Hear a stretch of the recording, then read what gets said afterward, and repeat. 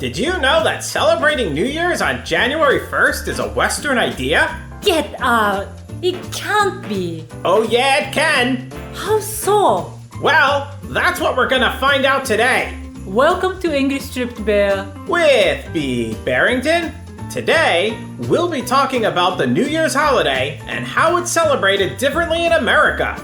As we briefly mentioned in our Christmas episode, there's quite a big difference between how Americans and Japanese celebrate both these holidays. Yeah, it's like they've been switched. Christmas is a family holiday, with most Americans staying home or visiting relatives. Right. And New Year's is more of a couple's holiday. That's so strange. You are so strange.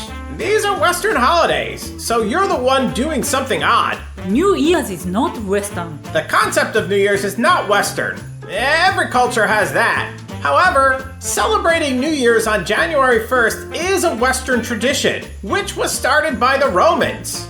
Japan started observing January 1st as the New Year back in 1873 during the Meiji Restoration. Huh, I didn't know that. Japan also has a quasi-New Year at the end of March. Well, that's more for closing out the fiscal year, as well as the school year. The school year in the US is not tied to the New Year's holiday, but the tax system is. Everything business-related ends on December 31st, unlike in Japan. Yeah, that can be a bit of a confusing mess. Okay, so I see your point. New Year's on January 1st is a Western concept. I am more curious to hear how it's different. Well, the main thing that's really different is that January 1st is not the important day. It's December 31st. Everyone is going out for New Year's Eve. What? Why is that? Because all of the focus is on celebrating that moment when the year changes. Ah, like watching the ball drop in Times Square. Right. So, everyone goes out on December 31st? What are the typical activities? It's partly romantic. So going out to dinner is a common thing for couples to do in the US. Is there a traditional meal? No, but most people will opt for something expensive. KFC? You and your KFC! No! I was just kidding. Looking after your kids is a pain in the ass I don't need. Are you calling my kids a pain in the ass? Not the kids. It's the situation that is a pain in the ass. No, you were right the first time. They're a pain in the ass. And make sure they're in bed before midnight. Before midnight? Then should I wake them up for the countdown to the new year? No. Don't misbehave. Let's get out of here. What do people do after dinner? Most people will head out to a bar or party. What if you are single? Do you stay home?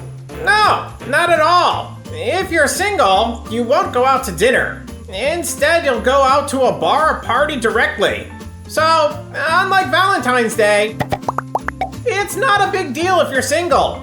Are most bars opened on December 31st? Yeah, it's one of the busiest nights of the year for a bar. Oh, I see. So what happens at midnight? That's the best part. But before we get to that, you can help give us a Happy New Year by pawing that like button if you've enjoyed the video so far. Liking really helps us know if we are making content that is useful for you. Also, check out our website, English Stripped Bear, to get a more detailed explanation of what we've covered in this video. We have detailed notes, vocabulary, and extra information. Plus, we have a free monthly newsletter with practice exercises, additional vocabulary, and lots more. We release new material on our website for free every Friday. Check it out. Link in the description.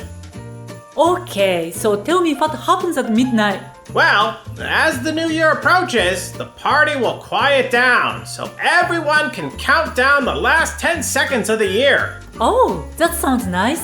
At the stroke of midnight, everyone will start wishing each other Happy New Year and kiss. What? Really? You mean you will kiss your boyfriend or girlfriend, right? Yeah, but also strangers. Whomever is standing around you. That's crazy. It's fun. Everyone wants to kiss me. 10, 9, 8, 7, 6, 5, 4, 3, 2,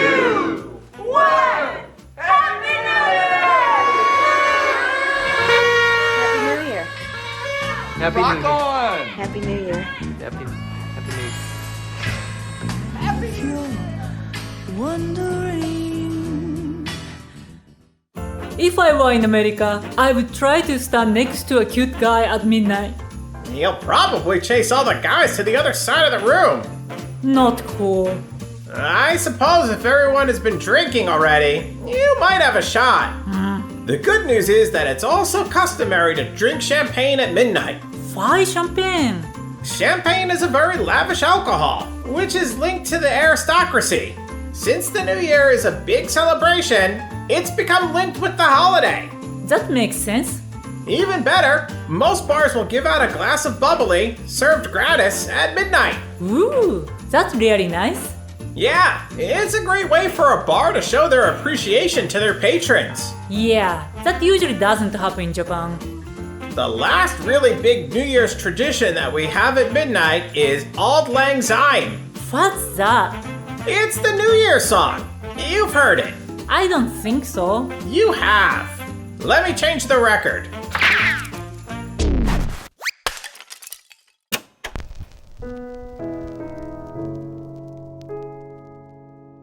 Oh, I know this song. We often hear this when stores are closing. This is a traditional Scottish song, and in the US it's only played at midnight on New Year's. So it's really strange to hear it so often in Japan. The Japanese lyrics are centered around farewells, so it makes sense to use it when shops are closing.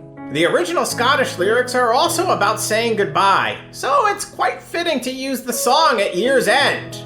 The words Auld Lang Syne mean old, long, and since. And probably a better translation would be something like, for old time's sake. What does this song mean?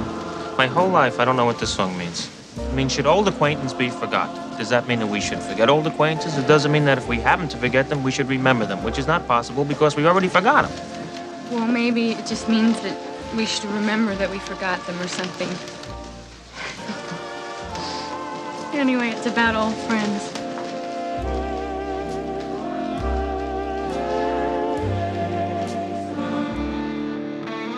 Don't they speak English in Scotland?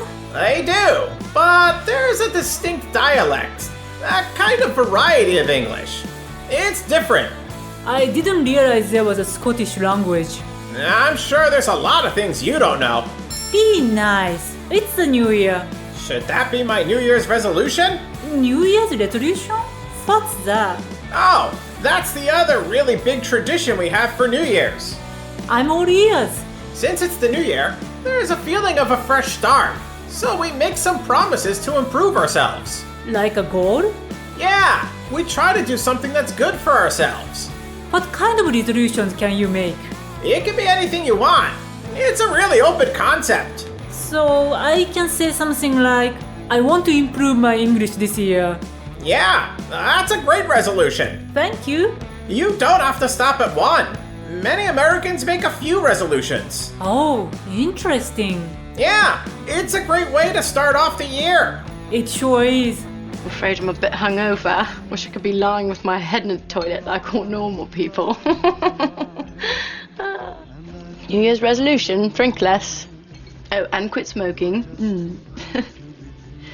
Oh. And keep New Year's resolutions.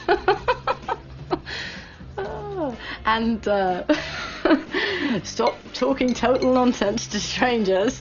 In fact, stop talking full stop. Yes, well, perhaps it's time to eat. We have a list of the most common resolutions Americans make at New Year's on our website. You should check it out. What's your resolution? I'm gonna try my hand at the art of bonsai pruning. You are something. Let us know in the comments what your New Year's resolution is. We're interested to hear. Yeah, if your resolution is to improve your English, we can help. You can start by watching our Christmas episode to learn how Americans celebrate differently. Thanks for watching today. Bye bye. See ya!